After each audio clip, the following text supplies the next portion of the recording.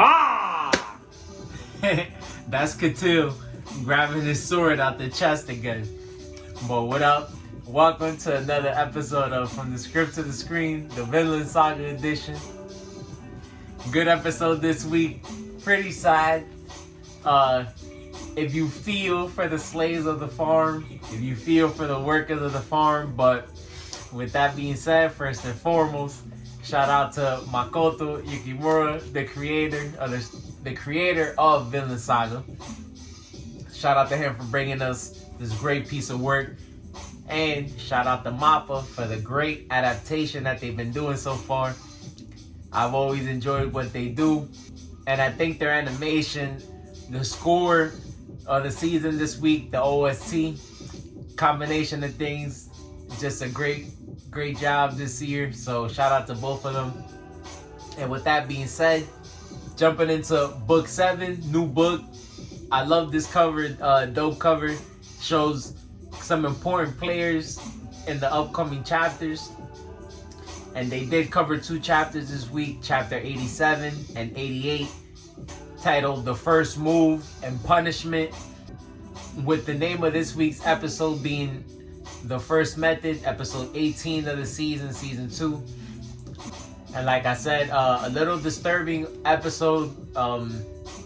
Disclaimer, trigger warning, shows a little bit of, I guess you could say, domestic violence, starting with the episode.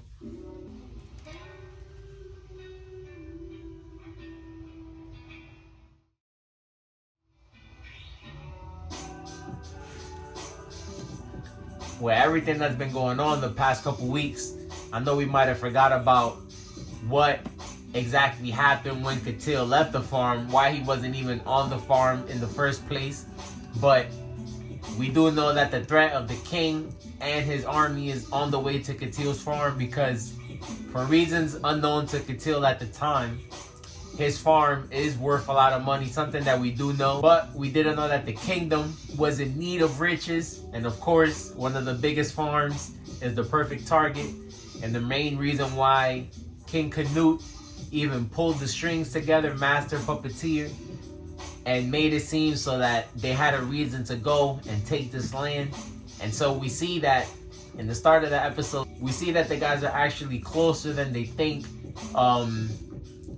The king happens to be blessed by Mother Nature, and the winds are helping him get there faster than what they thought. So the threat is looming, and we see that there's still some drama at the farm.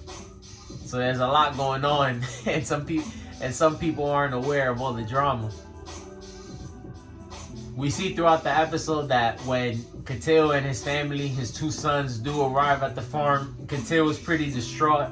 We know that he didn't expect these things to happen and didn't want these things to happen. So he's kind of disturbed by what happened. And when he gets home, he kind of just wants the comfort of his favorite person, of his love, I guess you could say. And him having to be informed of everything that happened, it just didn't sit well with him. We see that he's feeling betrayed, which is not good with everything that just happened back at the king's site. And we see that it kind of just was the straw that broke the camel's back. And now he really feels like everything that he tended to and what he felt like were relationships that he did his best to keep in good standing have all basically crumbled. So he's pretty mad at this point. And we see that, sadly, he takes his anger out on Arnhild. And again, not justified, because again, he shouldn't, put his hands on a woman, but these are slave times, and that's the reason why he does it. Shout out to Snake. We see that Snake is a respectable man, and we know that not everyone wants to see Arnhild necessarily put to death for what happened, but they expected her to be punished in such a way. And we see that Arnhild is left in critical condition after everything that happened. So it's pretty sad to see, because we know that she was with child. And even though Katil was informed, again, in his rage, even though at the time, so far, we didn't think it was true, we see his name, Iron Fist Katil, really come out. And even though he didn't make it seem like it was true, we might actually see a bloodlusty Catil, basically trying to do everything he can to defend what's his. So we see the episode end with an image that I did like seeing.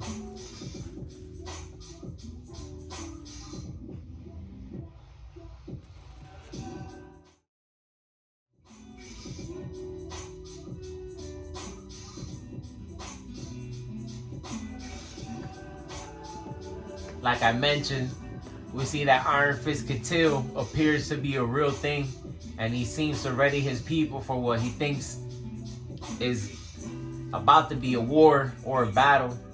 And speaking of Iron Fist Catil, again, we see that main theme of violence rearing its ugly head. We see that Thorfinn and Yrnir were talking about it a little bit.